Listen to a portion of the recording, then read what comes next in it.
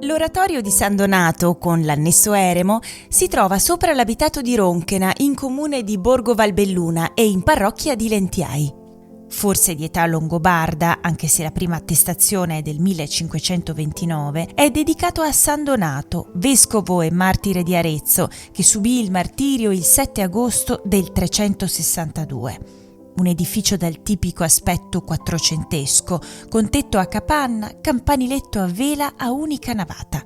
L'intonaco più antico risale probabilmente al XV secolo, nella teoria di santi e nelle croci della consacrazione. La prima figura della teoria dei santi rappresenta San Vittore. La spada e la palma sono due simboli chiari del martirio di questo Miles Christi. Si stacca poi la figura di Sant'Antonio Abate, eremita, patriarca del monachesimo, lottatore contro i demoni, protettore degli animali domestici e invocato contro l'herpes zoster. La Madonna indossa manto e vesti eleganti, tiene in braccio suo figlio Gesù, dono per l'umanità.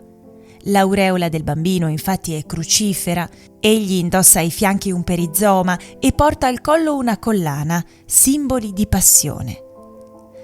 San Donato è raffigurato come vescovo in abiti pontificali, con mitra ornata in capo, casula e dalmatica pontificale. Il capo è coronato da nimbo. Nella cornice superiore si legge la scritta S. Don per San Donato. San Pietro è un uomo anziano, tiene con la mano sinistra il libro e con la destra le due chiavi. Nel presbiterio, sulla parete di fondo e sulla parete destra, si notano due affreschi riferibili al XVII secolo. Il primo potrebbe far pensare a San Bernardo di Chiaravalle, ma potrebbe anche raffigurare Sant'Alberto degli Abati, santo presente nella vita di un eremita che qui abitò per lungo tempo.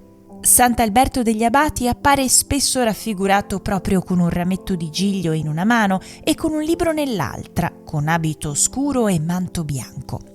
Nella parte destra l'affresco di un altro santo, in piedi.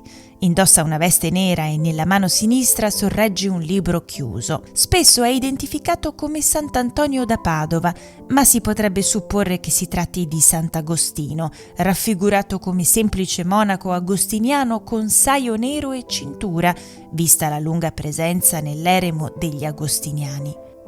Alla base della finestra si trovano un'acquasantiera a muro in pietra del XV-XVI secolo e accanto una seconda acquasantiera o una cassetta per l'elemosina. Ben leggibile sopra l'acquasantiera una scritta in tonalità del rosso, Munda, cioè l'invito a purificarsi con l'acqua benedetta. L'altare maggiore è in legno scolpito, dipinto dorato.